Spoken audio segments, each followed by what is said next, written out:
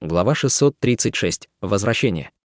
Когда Ханьли вернулся в безопасную комнату, он обнаружил, что остальные ученики были по-прежнему без сознания. Хотя их способности были исключительными, они все равно были низкоранговыми культиваторами. Неудивительно, что они упустили кульминацию сражения. Серебряная луна уже превратилась в Ханьли и лежала на полу в бессознательном состоянии. Увидев его появление, она тут же превратилась и заскочила в рукав Ханьли. Заскочив в рукав, она тут же спросила: «Ну, как все прошло? Ты смог заполучить корень? Кстати, сюда никто не приходил». Брат Хань, как всегда, слишком осторожен. Ханьли ответил: «Все прошло гладко». Но лишняя осторожность никогда не помешает. Серебряная луна тут же сменила тему и тревожно спросила: «Но как ты объяснишь то, что смог выжить?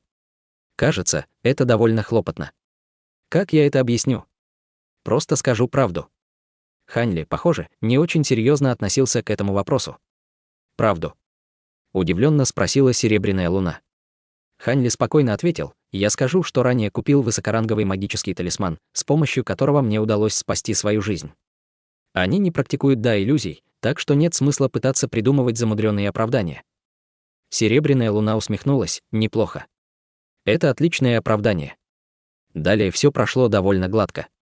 Через полдня с торжественным выражением на лице в комнату вошел культиватор в желтом. Увидев, что все ученики были без сознания, он вздохнул и сделал жест заклинания руками. В следующую секунду из его пальца вылетели полоски белого света, которые сверкнули в направлении учеников. Было очевидно, что техника, которую на них использовали, чтобы они потеряли сознание, не была высокоранговой. Через мгновение каждый из них пришел в сознание и увидел, что культиваторы на месте Дудуна и культиватора Бая стоял культиватор в желтом. Они мгновенно расслабились. Конечно, когда они увидели, что Ханьли был цел и невредим, они испугались, но он тут же достал иллюзорный талисман и дал объяснение, которое он подготовил заранее. Как и ожидалось, учитывая, что никто не владел иллюзий, никто из них не смог ничего заподозрить. Культиватор в желтом только удивленно взглянул на Ханьли и не стал ничего больше расспрашивать. Было очевидно, что у Суньхо и Мупейлин остались сомнения на этот счет. Однако то, что Дудун напал на Ханьли в самом начале, произвело на них сильное впечатление. Ханьли особо не беспокоился об их сомнениях. У них не было доказательств, так как они могли что-либо сказать против него. Кроме того, внезапная атака Дудуна явно не была признаком дружелюбия, ввиду того, что культиватор с растрепанными волосами, который изготавливал духовную воду просветления, пропал, а самого винного нектара не было. Вопрос о том, чтобы дать ученикам духовную воду, отпал сам собой. В результате верхний эшелон 3 сект поспешно объявил о завершении испытания Ассамблеи мечей, подарив каждому из первой десятки по высокоранговому магическому инструменту в качестве компенсации.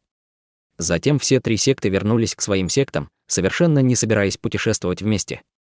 При виде того, что на лицах старейшин формирования ядра были тревожные лица, даже идиот бы понял, что произошло нечто неожиданное, пока 10 финалистов были без сознания. Хотя победители не были удовлетворены таким поворотом событий и своими наградами, им ничего не оставалось, как послушно вернуться в свои секты. Как только Ханьли и другие вернулись в секту дрейфующего облака, их поспешно вызвал высший эшелон секты на допрос по поводу того, что произошло в запретной зоне. После этого и приказали молчать о случившемся и отправили восвояси.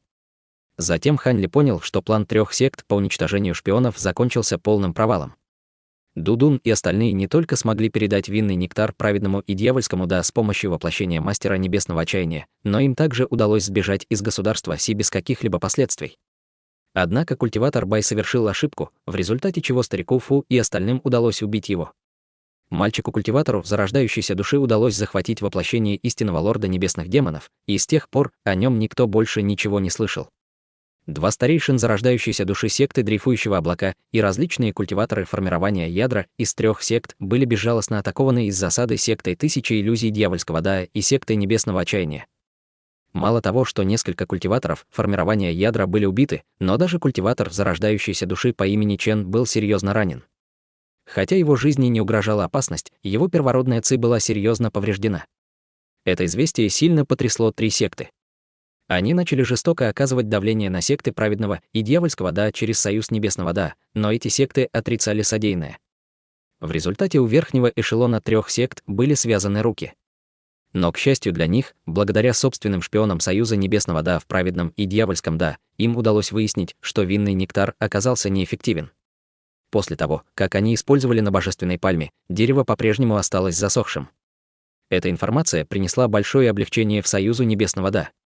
После этих событий 3 фракции стали более бдительными, а их мирные отношения стали трещать по швам. С течением времени конфликт стал разрастаться все больше. После того, как Хань Ли закончил разговаривать со старейшинами секты, он тут же вернулся в свою пещерную резиденцию. Вернувшись, он сразу же направился в комнату к девятилистному духовному женьшеню и посадил рядом с ним корень древа духовного источника. Поскольку один из этих растений был рожден небом, а другой — землей, они могли взаимно питать друг друга, если их посадить рядом. В последующие дни после того, как Хань Ли закончил отвечать на вопросы своих членов секты об испытании Ассамблеи Мечей, он стал усердно культивировать и, наконец, смог пробить узкое место в технике великого развития. Затем он продолжал культивировать технику великого развития и искусство владения лазурным мечом. Он прекрасно понимал, что причина, по которой он мог с легкостью культивировать технику великого развития, заключалась в бусинах из духовного дерева, которые он носил на шее. С тех пор, как он носил их, его духовное чутье стало постоянно возрастать, несмотря на то, что он не прилагал к этому больших усилий. Это позволило ему беспрепятственно культивировать технику великого развития. Кроме того, каждый раз, когда он культивировал технику, его бусины обновляли его духовное чутье, позволяя ему добиваться больших результатов с меньшим количеством усилий. В то же время Хань Ли начал использовать зеленую жидкость, чтобы как можно скорее вырастить корень древа духовного источника. В результате чего уже через пару месяцев корень стал саженцем. Казалось, то, когда саженец станет полноценным деревом, было только вопросом времени. Хань Ли подсчитал, что на это потребуется около 20 лет. Однако торопиться ему было некуда. Ему было нужно еще много лет, прежде чем он бы смог достичь ложной стадии зарождающейся души. Кроме того, у него уже была таблетка закаливания духа, так что он мог подождать чуть больше. Подумав об этом, Хань Ли представил себе лицо юноши в черном, когда он обнаружил, что таблетка закаливания духа исчезла. Он невольно рассмеялся. Самая важная причина, по которой он так старался приобрести древо духовного источника, заключалась в духовной воде просветления. В сочетании с мощным духовным чутьем он мог многократно увеличить свои способности, чтобы противостоять врагам. Однако Хань Ли не собирался отказываться от практики в изготовлении таблеток. Он все еще готовился к тому, чтобы окончательно усовершенствовать девятилистный духовный женьшень. Все свое время Хань Ли тратил на культивацию и создание таблеток. За это время, помимо некоторого необходимого социального взаимодействия, Хань Ли не сделал ни единого шага из своей пещерной резиденции. На время решающего момента в его культивации ему требовалось полное уединение, поэтому Хань Ли оставил вместо себя Серебряную Луну, чтобы она в случае необходимости контактировала с членами секты, которые время от времени посещали его. К счастью, тело лисы, которым обладала Серебряная Луна, также быстро развивалось благодаря большому количеству лекарственных таблеток. Ее иллюзорные техники стали еще более запутанными, без каких-либо недостатков. Мупейлин, казалось, какое-то время все еще сомневалась в Хань Ли, но в конечном счете все подозрения исчезли. Она снова стала смотреть на Хань Ли, как на обычного культиватора стадии конденсации ЦИ. Следовательно, пребывание Хань Ли в сетке дрейфующего облака стало более непринужденным. В мгновение Хань Ли провел 20 лет в секте дрейфующего облака, притворяясь учеником стадии конденсации ЦИ. День, когда он собирался конденсировать свою зарождающуюся душу, был не за горами.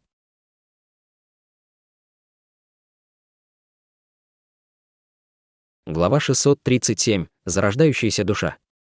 Часть 1. Внутри комнаты для изготовления таблеток в пещерной резиденции Маленькой горы Хань Ли спускал изо рта непрерывный поток голубого ядерного пламени, обернув им серебряный котел шириной в полфута. На его лице было напряженное выражение, а все его тело мерцало ярким светом. Котел висел в воздухе и вращался в центре ограничительного заклинания. Спустя какое-то время комната для изготовления таблеток стала наполняться лекарственным ароматом. Когда Хань Ли почувствовал его, на его лице появилась радость, а настроение значительно улучшилось. Когда лекарственный аромат стал сильнее, в глазах Хань Ли засверкал яркий свет. Внезапно он сделал руками жест заклинания и направил его в угол ограничительного заклинания, прокричав «Открыть!». Ограничительное заклинение загудело, а затем выпустило в серебряный котел сверкающие полоски красного света. Котел дрогнул несколько раз, в результате чего с него слетела крышка. В котле лежала лекарственная таблетка молочно-белого цвета. Таблетка, размером с большой палец, была полупрозрачной и сверкала духовным светом. Кроме того, вокруг нее крутились нити молочно-белого дыма. В результате этого таблетка выглядела как предмет из потустороннего мира. Увидев таблетку, Хань Ли больше не смог сдерживать радость. Лекарственная таблетка из девятилистного духовного женьшеня была готова. Ранее он уже потерпел неудачу несколько раз, и если бы в этот раз у него тоже ничего не вышло, ему бы просто не хватило демонической эхо-травы и агатового рога на еще одну попытку. Между тем Хань Ли не беспокоился о недостатке самого важного ингредиента – девятилистного духовного женьшеня. Оказалось, что Хань Ли было не нужно использовать весь женьшень, а достаточно было всего лишь извлечь немного жидкости из его стебля. Конечно, хотя женьшень бы не умер от этого, но это повредило его первородную ци. В результате воплощение женьшеня стало тусклым и вялым. После этого Хань Ли разместил вокруг женьшеня еще несколько дополнительных ограничительных заклинаний и капнул на него зеленой жидкостью. Хань Ли был очень осторожным и для начала дал ему несколько капель, чтобы посмотреть, что произойдет. Духовные объекты неба и земли, особенно те, которые обладают воплощениями, отличались от обычных растений. В конце концов, зеленая жидкость восстановила первородную ци женьшеня. Хань Ли вздохнул с облегчением, глядя на это, и продолжил использовать зеленую жидкость. Хань Ли использовал зеленую жидкость, чтобы восстановить первородную ци женьшеня каждый раз, когда он извлекал из него часть жидкости, в результате чего он получил практически нескончаемый запас. Однако этот метод был эффективен только для девятилистного духовного женьшеня. Когда Хань Ли использовал его на других духовных растениях, ничего другого, кроме ускорения их роста, не происходило. Сейчас Хань Ли держал молочно-белую таблетку между пальцами и тщательно исследовал ее. Его внешний вид и аромат соответствовали описанию из лекарственной формулы. Между тем, лекарственную эффективность он будет проверять, когда придет время. Глубоко вдохнув, Хань Ли убрал эту лекарственную таблетку, которую ему с таким трудом удалось приобрести, в нефритовую коробку, которую он приготовил ранее. Убрав таблетку, он покинул комнату для изготовления таблеток. После 60 лет горькой культивации Хань Ли наконец пробился на 4-й слой техники великой развития, насильно увеличив силу своего духовного чутья. В искусстве владения лазурным мечом ему удалось пробиться на 9-й уровень за несколько месяцев до этого, что позволило ему войти в ложную стадию зарождающейся души. Теперь Хань Ли подготовил как лекарственные таблетки, так и техники. Тем не менее, Хань Ли все еще не спешил начинать конденсировать зарождающуюся душу. Вместо этого он покинул свою пещерную резиденцию и отыскал тайное место в горах мечтательных облаков с очаровательным видом. Затем он сел и погрузился в созерцание. Он вспоминал все, что произошло с ним на протяжении всей жизни. Когда он был молод, он наслаждался жизнью со своей любящей семьей и младшей сестрой. Когда он стал несколько старше, он вошел в секту Семи Мистерий по рекомендации своего третьего дяди и познакомился с множеством людей. Именно здесь он непреднамеренно наткнулся на доктора Мо и смог культивировать искусство вечной молодости. Затем он попал на Великое собрание Юга, где познакомился с настоящим миром культивации. Затем он вступил в секту Долины Желтого Клена. Пока Хань Ли вспоминал все это, на его лице то и дело изменялись эмоции. Спустя 3 дня Хань Ли плотно закрыл глаза и успокоился. Он начал осмысливать Да мира в состоянии забвения. Через месяц Хань Ли довел свою магическую силу, тело и разум до пикового состояния. Даже его сердце было готово выйти на новый уровень. Совершенно спокойным умом Хань Ли вернулся в пещерную резиденцию и активировал все ограничительные заклинания, а затем сказал Серебряной Луне: «Охраняй все снаружи. Даже в случае возникновения большой проблемы не смей мне мешать». Сказав это, Хань Ли вошел в тихую комнату. После этого он запечатал дверь в комнату плотным слоем талисманов, а затем поставил на дверь ограничительное заклинание, чтобы предотвратить все, что могло ему помешать конденсировать зарождающуюся душу. Хотя Хань Ли ничего не сказал Серебряной Луне, что он собирался делать, она все прекрасно понимала. На ее лице тут же появилось странное выражение. Наконец, увидев, что в комнате Хань Ли все затихло, она вздохнула и ушла. Теперь, когда она была тесно связана с Хань Ли, она контролировала свои мысли и просто желала успеха Хань Ли в конденсации зарождающейся души. Неподалеку пролетала Мупейлин, казалось, она усердно думала о чем-то. Она думала о старейшинах ее клана, которые требовали, чтобы она вышла замуж за культиватора Яна, и почувствовала, что ее будущие перспективы были довольно мрачными. Старейшины клана Му сделали это, чтобы расширить свое политическое влияние, а дальнейшая ее судьба их не интересовала. Если бы она стала культиватором формирования ядра, то старейшины клана не посмели бы критиковать ее. Вместо этого они бы стали относиться к ней с должным уважением. В конце концов, все знали, что культиватор формирования ядра означал для клана. Хотя эта женщина была чрезвычайно сдержанной, ее лицо невольно исказилось в гримасе при мысли об этом. Она всегда была хладнокровной и никогда не раскрывала своих истинных мыслей, но сейчас она не могла сдержать своего волнения. Ее план был довольно приемлемым. Поскольку она не могла противостоять приказу старейшин, она решила продолжать отсрочивать брак как можно дольше. Если бы она смогла войти в стадию формирования ядра, он смогла бы избежать замужества. Но, несмотря на ее удивительные таланты, войти в стадию формирования ядра до 30 лет для нее оказалось практически невозможным. Ей бы пришлось приложить недюжие силы, чтобы достичь хотя бы ложной стадии формирования ядра в ближайшие 30 лет. Пока она радостно проводила время, старейшины клана Му стали терять терпение и решили унизить ее, нагло приняв решение о дате брака.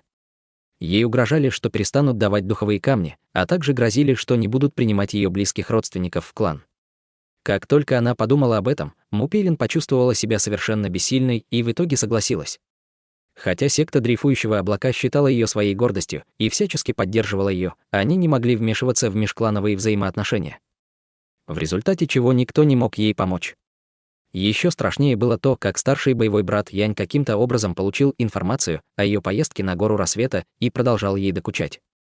Если бы ее магическая сила не была намного выше его собственной, вполне возможно, что он давно бы попытался схватить ее силой. Это разозлило эту гордую женщину, что она была готова убить его. Сегодня ей предстояло проверить сады лекарственных растений. Она бросилась активно выполнять это задание, чтобы держаться как можно дальше от старшего боевого брата Янь. Сад лекарственных растений Ханьле был уже третьим садом, который она посещала. Подумав о Ханьле, она почувствовала себя немного странно. Сначала она считала его обычным учеником стадии конденсации Ци, но теперь, после испытания Ассамблеи мечей, она стала догадываться, что он на самом деле скрывал и уровень своей культивации, и свою личность. Таким образом, она внимательнее относилась к своим действиям. Но в последние годы он неожиданно хорошо себя вел, и ничего странного не происходило. Он старательно следил за садом лекарственных растений и периодически общался со своими друзьями. В результате чего он заинтересовал ее еще больше. Хотя она, казалось, вела себя с ним свободно, на самом деле она тщательно контролировала все свои действия. К сожалению, Ханьли обладал низким статусом и очень мало участвовал в делах секты. Таким образом, она встречалась с ним всего несколько раз за эти много лет. Прошло 20 лет, и эта женщина, наконец, сдалась, полагая, что ее собственные догадки — лишь дикое воображение. Он был просто затворником. С его способностями, вероятность того, что он смог бы войти даже в стадию заложения фундамента, была крайне мала. Подумав о Ханьле, женщина ускорилась и направилась прямо к саду лекарственных растений.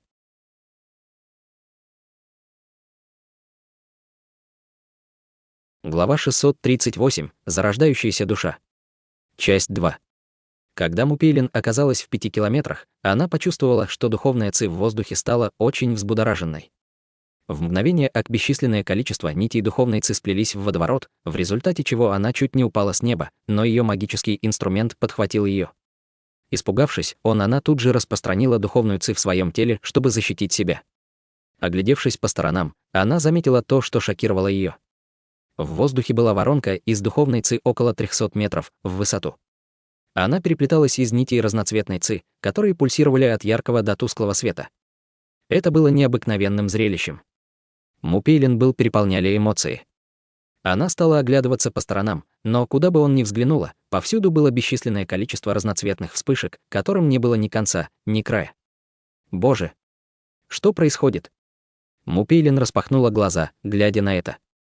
Фактически, это зрелище окружало весь район в 50 километрах от Ханьли.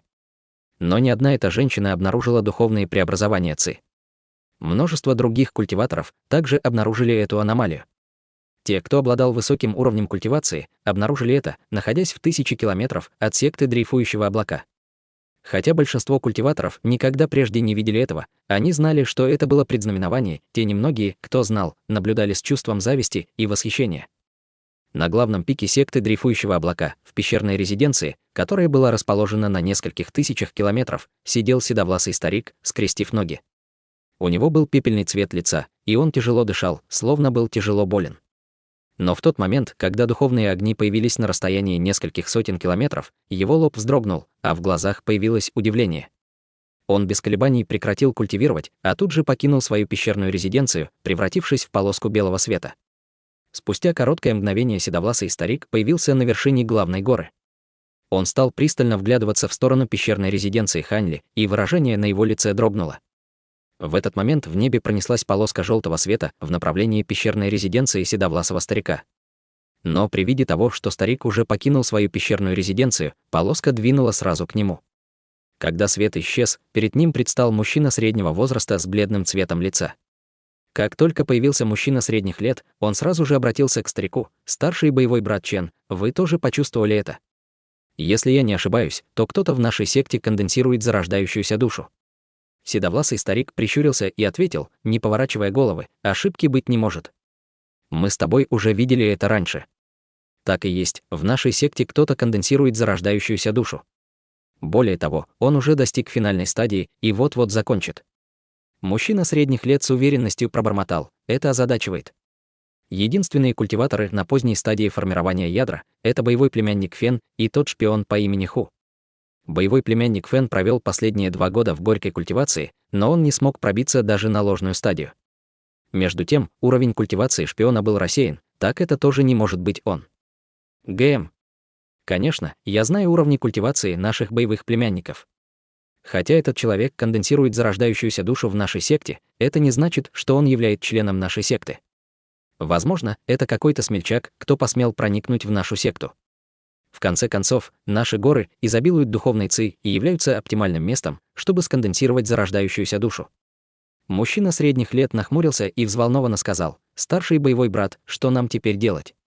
Кажется, он собирается плавно конденсировать свою зарождающуюся душу. Кажется, это так. Сейчас на лучше ничего не предпринимать. Хотя я не знаю, закончил ли он последний этап, лучше его не беспокоить. Ему все равно потребуется несколько месяцев, чтобы освоиться с силой, но на самом деле это время пролетит в одно мгновение. Младший боевой брат Лу, неужели ты забыл, что у тебя возникли побочные эффекты во время конденсации твоей зарождающейся души? Цвет лица седовласого старика побледнел, но выражение на лице оставалось спокойным. Как я мог забыть? Однако вспоминать об этом не хочется.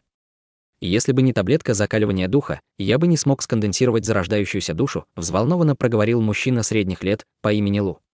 Его лицо скривилось, когда он вспомнил об этом опыте. Это верно. Этот человек еще не выдержал заключительный этап и еще не закончил конденсировать зарождающуюся душу. Нет смысла говорить о том, что нам следует с этим делать. Спешка ни к чему. Но если ему посчастливится войти в стадию зарождающейся души, остановить его мы уже не сможет. Вместо того, чтобы оскорбить его, не лучше ли просто спокойно наблюдать за ним и подождать результата? Кроме того, не так уж и плохо, что он решил сконденсировать зарождающуюся душу в нашей секте. Возможно, мы сможем подружиться с ним и уговорить присоединиться к нашей секте. Мужчина средних лет почувствовал, как его сердце дрогнуло. Старший боевой брат, вы хотите сказать, что этот человек, бродячий культиватор? Седовласый мужчина улыбнулся и повернулся к мужчине средних лет. Да, скорее всего, так. Если бы он был из секты или клана, стал бы он тайком проникать в наши горы, чтобы сконденсировать зарождающуюся душу. Было бы лучше, если бы он сконденсировал зарождающуюся душу под защитой высокоранговых культиваторов.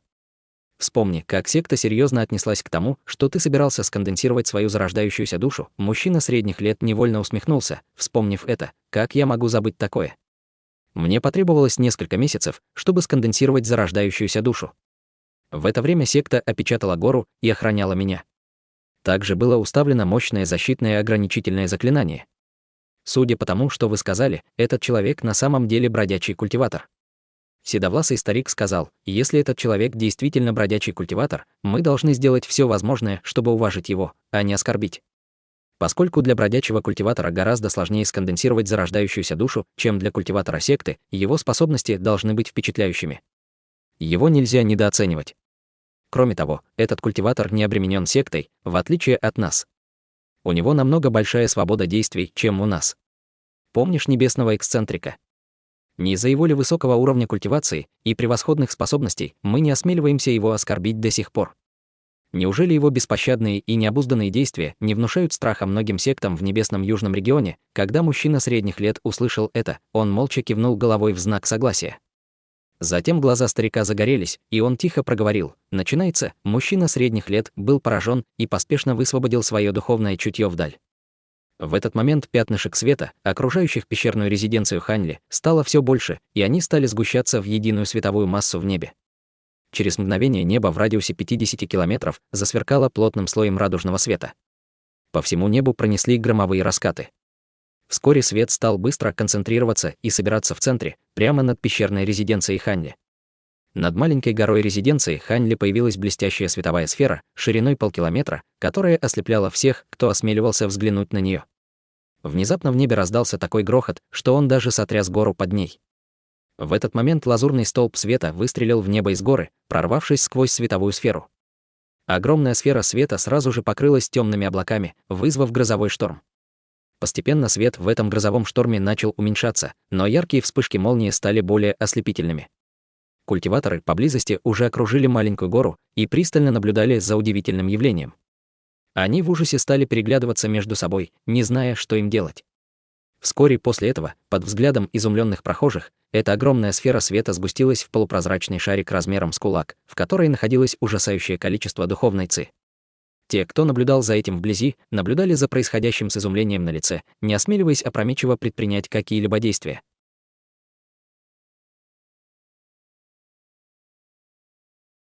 Глава 639. Зарождающаяся душа. Часть 3. Полупрозрачный шар вспыхнул ярким светом, и вокруг него мгновенно появился туман радужного света шириной в 3 метра. Он быстро опустился к подножию горы. В тот же самый момент темная буря из облаков исчезла, а небо стало выглядеть совершенно обычно. Это внезапное изменение еще больше ошеломило культиваторов, которые были поблизости. Внезапно раздался драконоподобный рев, который сотряс небо и землю. Затем из горы вырвался 300-метровый силуэт света. Этот силуэт искрился 4 цветами, но из-за сияния света было невозможно разглядеть, что было за ним. На лицах культиваторов появилось благоговение, и все они тут же отвели свои взгляды. Силуэт в ответ на это кивнул головой и взмахнул 2 лучами плотного света, пропустив их через присутствующих культиваторов, заставляя их мгновенно потерять дыхание. Внезапно эти культиваторы почувствовали, что их ноги будто налились свинцом, и они тут же опустились на колени. Они совершенно не могли двигаться, словно сама гора Тай притягивала их к себе.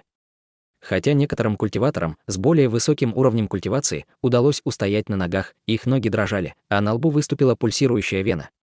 Было очевидно, что они прилагали много усилий, чтобы устоять. Пока эти культиваторы дрожали от страха и внутренне проклинали его, огромный силуэт улыбнулся и растаял в воздухе, заполнив небо пятнами звездного света. Эта сцена оставила наблюдателей в тупике. Ханьли сидел, скрестив ноги, в центре тихой комнаты, закрыв глаза. У него на макушке сидел младенец размером с фут и играл с его волосами. У этого младенца была нежная кожа, которую окружал лазурный световой барьер. Его лицо напоминало Ханьли. Однако на его лице было радостное волнение, что сильно контрастировало со спокойной манерой Ханьли. Между тем, цвет лица основного тела Ханьли был розовым, а выражение на лице было безмятежным, словно он крепко спал. Через мгновение младенец, по-видимому, устал от игры и зевнул. По вспышке лазурного цвета он проник в голову Ханьли и исчез. Лицо Ханьли дрогнуло, а веки зашевелились. В конце концов, он открыл глаза, в которых сверкал яркий свет. Он не стал сразу же вставать после пробуждения. Вместо на его лице появился неописуемый восторг.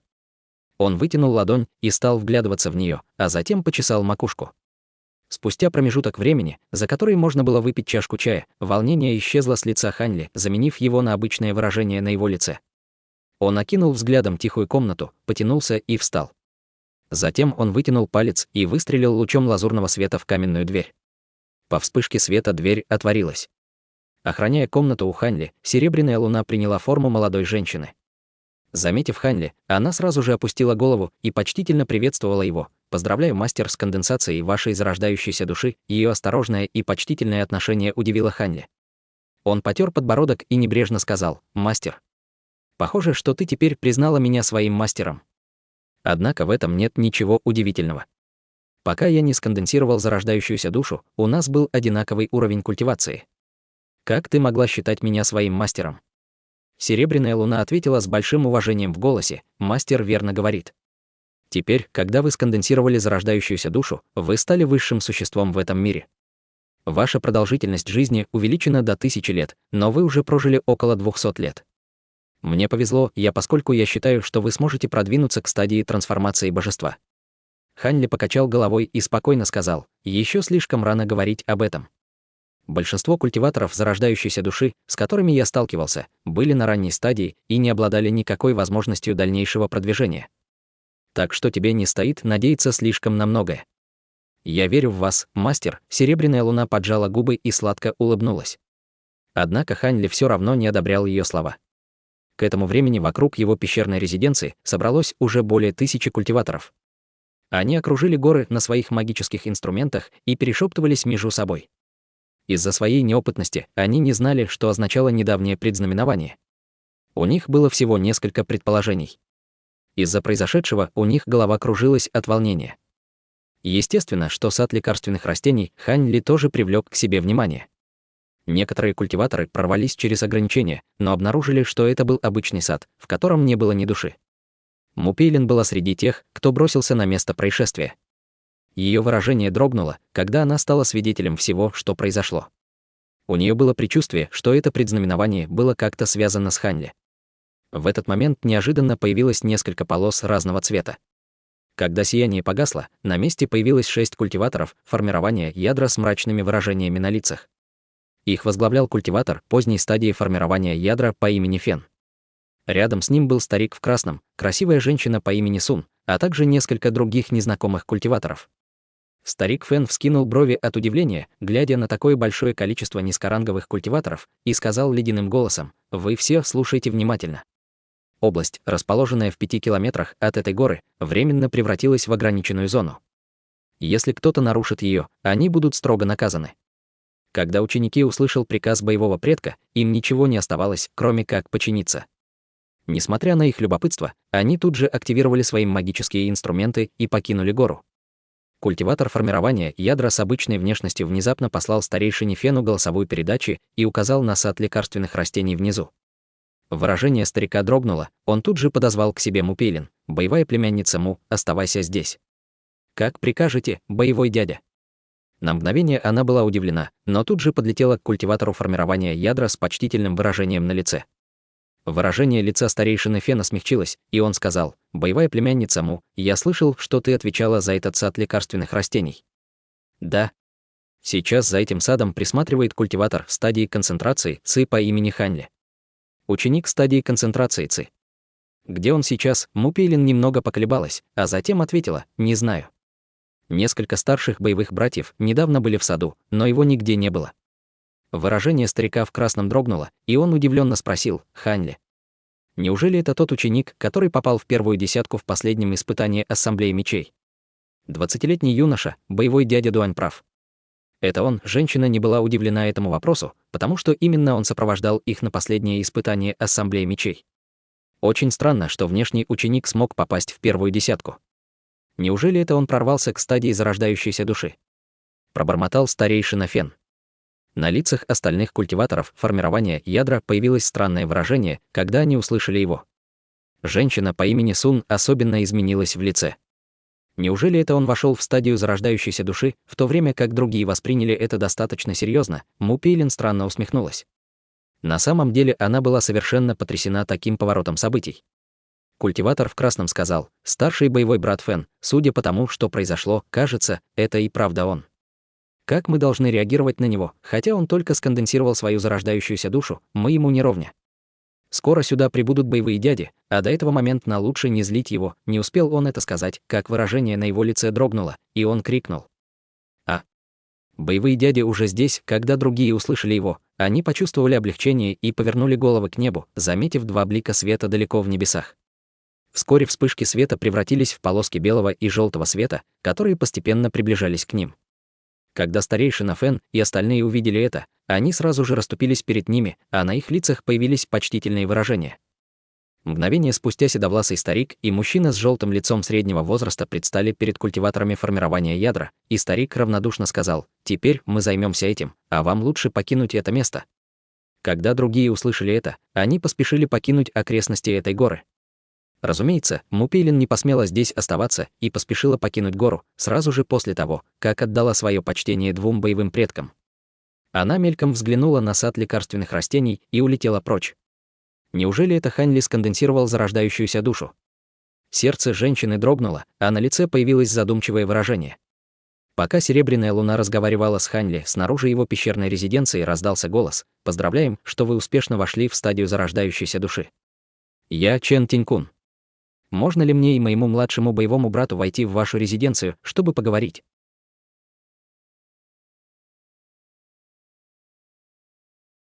Глава 640. Приглашение. Хань нахмурился, услышав передачу голоса, но тут же сказал: «Серебряная луна, убери ограничительные заклинания и проводи двух старейшин секты дрейфующего облака ко мне. Рано или поздно мне придется поговорить с ними. Однако не показывай себя после того, как снимешь ограничительные заклинания. Хотя ты и являешься экспертом техник маскировки и иллюзий, твоя демоническая ци не имеет никакого отношения к зарождающейся душе». «Да, мастер», — почтительно ответила Серебряная луна и зашагала прочь. Спустя мгновение пейзажи горы внезапно изменились.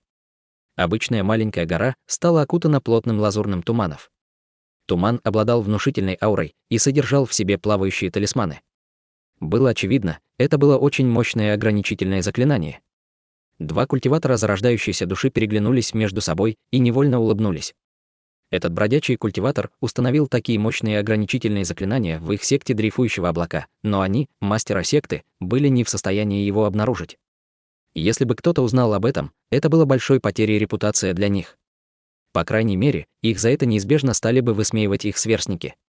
В тот момент из тумана раздался голос Ханьли: «Я, Ханьли, заимствовал землю у вашей секты, чтобы культивировать здесь, хотя и не предупреждал об этом. Хотя мои действия были неосмотрительны, я надеюсь, вы двое не обидитесь. Пожалуйста, проходите, я скоро сниму ограничительные заклинания». Слова Ханьли были произнесены вежливым и спокойным тоном. Седовласый старик улыбнулся так, словно не считал это чем-то оскорбительным, а просто сказал: «Ха-ха. Что вы такое говорите? Как можно обидеться тем, что вы выбрали нашу секту для конденсации своей зарождающейся души? На самом деле мы прибыли сюда в такой спешке, чтобы поздравить вас и вручить подарок». Ханьли спокойно ответил: «Вы говорите забавные вещи. Я глубоко благодарен, что смог здесь сконденсировать зарождающуюся душу». Сказав это, лазурный туман дрогнул и раскрыл проход шириной в 10 метров. При виде этого двое вошли внутрь без малейшего колебания. Затем они очутились перед широко раскрытыми каменными воротами, у которых стоял юноша в лазурной одежде с улыбкой на лице. На вид ему было лет 20, а внешность его была совершенно обычной. «Господа, пожалуйста, заходите». Ханьли с улыбкой поприветствовал их в своей резиденции. «Извините за беспокойство», двое приветствовали Ханьли, а затем последовали за ним. Вскоре проход в тумане затянулся, а ограничительное заклинание восстановилось до его первоначальной формы. Однако двоих культиваторов это не беспокоило, поскольку они все еще находились в пределах секты, которую они контролировали. Вместо этого они последовали за Ханьли по коридору, пока не прибыли в большой зал. Как только двое сели за стол, Ханьли приказал своим марионеткам с помощью своего духовного чутья поднести гостям свежего чаю. Затем Ханьли сказал: «Пожалуйста, попробуйте этот духовный чай. Я сам приготовил его». Попробовав чай, седовласый старик взглянул на марионетку и сказал с удивлением: «Не ожидал, что господин Хань владеет техниками марионеток. Такое не каждый день увидишь». Ханьли спокойно ответил: «Ничего необычного, я просто усовершенствовал несколько марионеток для личного пользования. Они недостойны вашего внимания». Мужчина средних лет по имени Лу был очень удивлен марионетками и невольно усмехнулся: «Хе-хе. Господин Хань любит поскромничать. Это не просто марионетка, ее духовная ци соответствует культиватору на средней стадии заложения фундамента».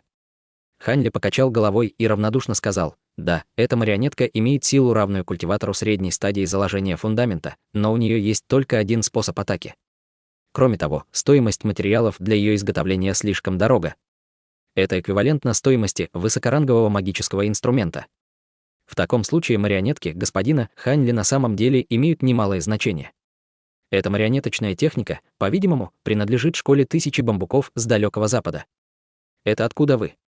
Похвалив марионеток, седовласый старик постарался сменить тему так, чтобы выяснить происхождение Ханьли. Ханьли улыбнулся и слегка прищурился. Он сразу же разгадал его намерение и спокойно ответил: «Я выучил эту технику из безымянного свитка, который приобрел.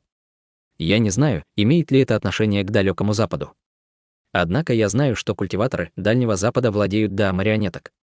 Я планирую отправиться туда, чтобы выяснить о своих марионеточных методах. Что касается моего происхождения, то я культиватор из небесного южного региона. Я родился с государства Юэ давным-давно, но мне пришлось бежать из страны». Культиваторы переглянулись между собой, а затем мужчина средних лет спросил: «Значит, господин Хань прибыл из государства Юэ? Это действительно удивительно. Вы, должно быть, уже давно культивируете, но выглядите так молодо». Неужели это результат использования какой-то техники? Хотя Хань Ли выглядел как юноша, чтобы достичь стадии зарождающейся души, нужно было культивировать как минимум 300 лет. Между тем, культиватору Лу было уже почти 400, когда он смог достичь зарождающейся души. Моя внешность связана не с моим искусством культивации. Мне просто повезло заполучить таблетку, с помощью которой я смог сохранить свою внешность такой. На свою культивацию я потратил около 200 лет. Культиватор Лу не был удивлен, узнав о лекарственной таблетке, но когда Хань Ли назвал свой возраст, он был в шоке, что всего 200 лет. Седовласый старик тоже был крайне потрясен и не мог не спросить, господин Хань действительно культивировал всего 200 лет. По его словам, лишь немногие культиваторы из небесного южного региона смогли сконденсировать зарождающуюся душу всего за 200 лет, при этом каждый из них был несравненным гением и просто невероятной личностью в мире культивации. Были даже те, кто внезапно прорвался в область зарождающейся души, а затем внезапно исчезал и прорывался в легендарную область. Этот юноша перед ним, который смог достичь стадии зарождающейся души всего за 200 лет, определенно мог достичь и поздней стадии зарождающейся души, так что седовласый старик действительно считал его важным персонажем. А что-то не так с тем, что я смог сконденсировать зарождающуюся душу за 200 лет? Хань Ли подозрительно взглянул на них. Хотя он знал, что то, что он сконденсировал зарождающуюся душу намного быстрее, чем другие культиваторы, он не знал, что это значило. В конце концов, Хань Ли немного знал об этой стадии, поскольку у него не было возможности ознакомиться с этой темой. Седовласый старик вздохнул, а на его лице появилось восхищение. Это ничего. Мы были просто потрясены тем, что господин Хань смог сконденсировать зарождающуюся душу в таком молодом возрасте. Похоже, у вас безграничные перспективы на будущее. В тот момент он уже решил, что независимо от того, были ли его слова истинными, ему нужно было уговорить этого культиватора зарождающейся души вступить в их секту и избежать враждебности с его стороны. Если бы он присоединился к секте, это было просто невероятно. У мужчины средних лет по имени Лу появилось странное выражение на лице, но он тут же успокоился. Послав друг другу несколько голосовых передач, у двух культиваторов зарождающейся души на лице появилось серьезное выражение. Хань Ли спокойно наблюдал за ними, не выказывая никакого недовольства из-за этого. Вместо этого он мирно потягивал чай. Вскоре культиватор Лу и седовласый старик закончили свои обсуждения. Затем старик сказал: «Надеюсь, брат Хань простит мой самонадеянный вопрос, но поскольку брат Хань – бродячий культиватор, есть ли куда вам пойти, раз вы уже стали культиватором зарождающейся души, куда пойти?» Я не думал об этом. Государство ее теперь находится в руках дьявольского «да», а как-то давно я оскорбил культиваторов секты духовного призрака, так что этот вариант отпадает. Хань Ли начал бормотать себе под нос, обдумывая варианты. С серьезным выражением на лице седовласый старик напряженно сказал: «Не желаете ли вы присоединиться к нашей секте дрейфующего облака? Хотя наша секта и уступает секте древнего меча, и даже секте павильон сотен возможностей, наша секта не специализируется ни на одном методе культивации. Мы никогда не выбирали какую-либо конкретную технику для культивации, а разрабатывали различные техники на протяжении многих лет. Если вы вступите в нашу секту, у вас будут равные с нами условия, вы станете нашим братом, и мы ни в коем случае не будем относиться к вам, как к постороннему». Искренность его слов была очевидна. «Стать старейшиной вашей секты». Хань Ли неосознанно нахмурился, а на его лице появились сомнения.